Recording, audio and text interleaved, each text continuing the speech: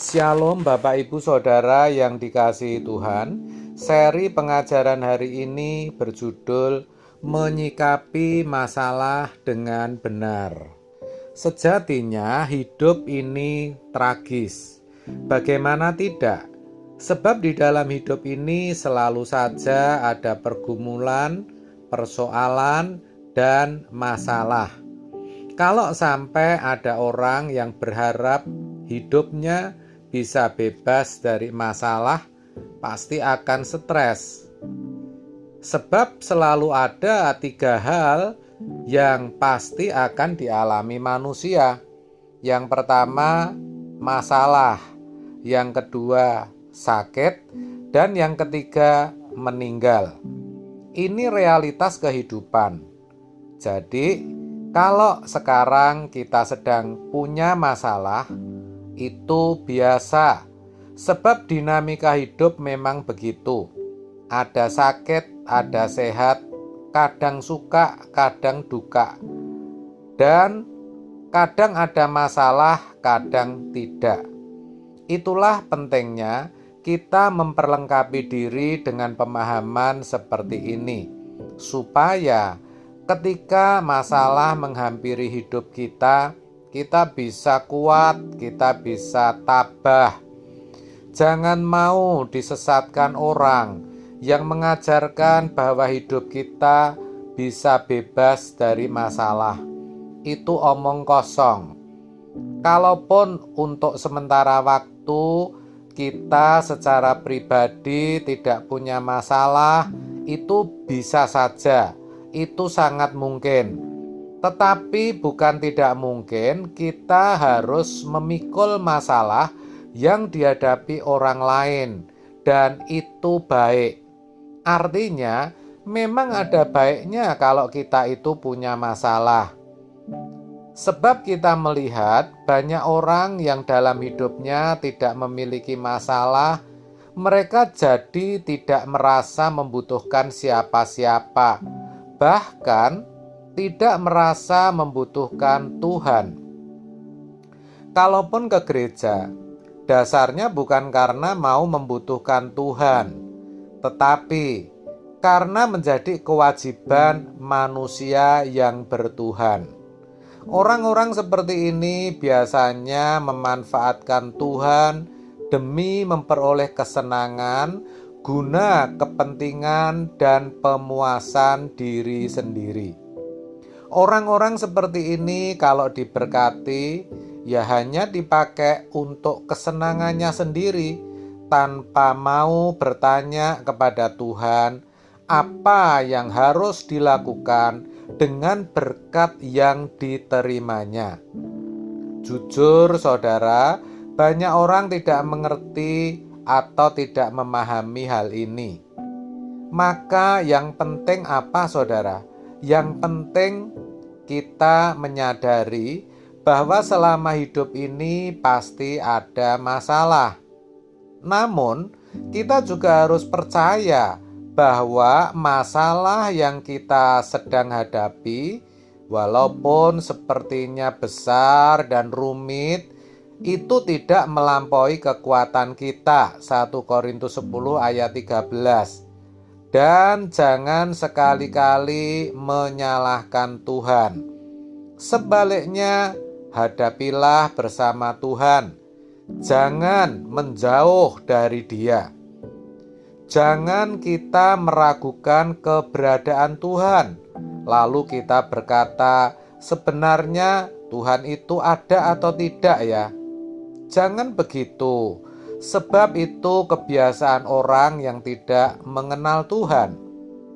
Harusnya kita itu yakin bahwa Allah itu nyata dan ada. Lalu kita bangun, kita bangkitkan jiwa kita untuk mempercayai Dia. Ini penting, sebab setiap kita pasti punya masalah kok.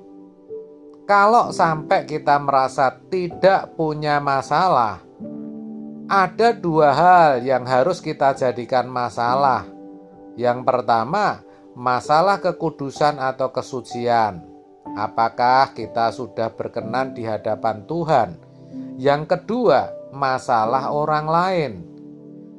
Jadi sampai menutup mata, masalah atau persoalan kita adalah bagaimana hidup dalam kekudusan dan bagaimana bisa memikul beban orang lain atau memikul salib.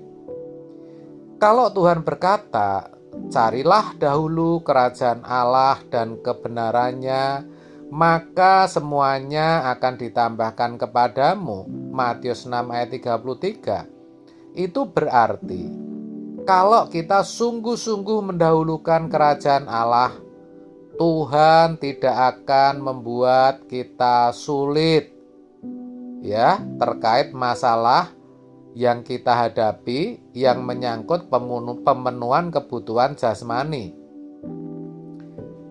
Dan yang harus kita mengerti adalah bahwa apa yang ditambahkan kepada kita itu bukan dimaksudkan agar kita menikmati kenyamanan di bumi seperti umumnya anak-anak dunia, tetapi supaya kita bisa mempersoalkan kekudusan kita, alias kita bisa semakin kudus, dan supaya kita bisa juga memikul beban orang lain yang Tuhan titipkan pada kita. Maka kita pahami betul bahwa Tuhan tidak bisa menyempurnakan dan mengubah orang tanpa masalah. Jadi, masalah itu alat dan sarana Allah untuk menyempurnakan kita dan untuk memberikan kita berkat kekal. Dengan kata lain, untuk mendewasakan kita.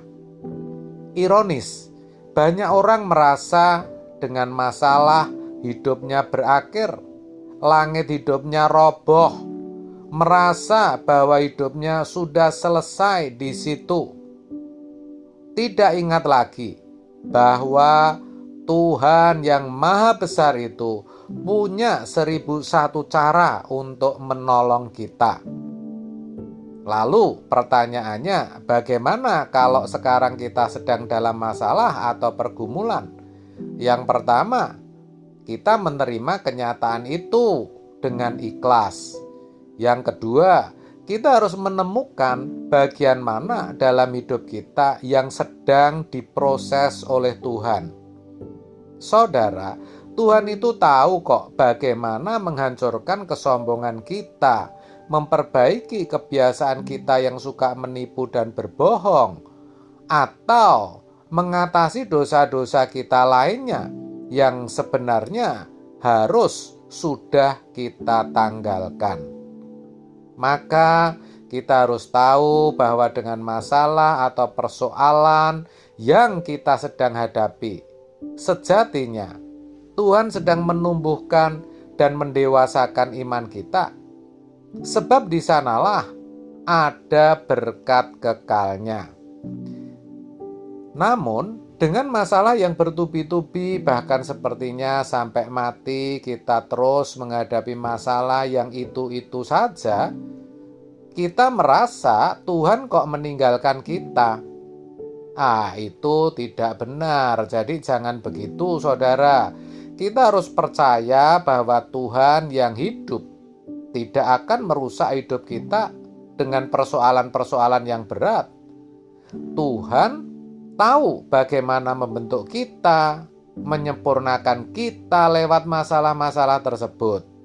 Jadi, percayalah, di balik keadaan kita yang menyakitkan, ada berkat kekal. Ingat, Tuhan pasti menyelesaikan masalah kita pada waktunya. Nah, yang jadi masalah, banyak orang tidak sabar.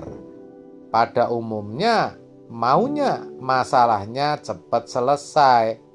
Padahal Tuhan proses kita untuk dewasa itu lewat persoalan dengan durasi waktu dan cara tertentu. Tentu Tuhan tahu. Tuhan tahu itu. Maka kita harus tahu timeline-nya Tuhan, waktunya Tuhan, skenario-nya Tuhan, jadwalnya Tuhan. Setan akan menipu dengan membujuk-bujuk kita untuk bisa memaksa Tuhan agar Tuhan segera menolong. Jangan dengar itu. Tuhan itu bijaksana. Tuhan tahu pasti ada jalan keluar dan pertolongan Tuhan pada waktunya. Amin. Tuhan Yesus memberkati.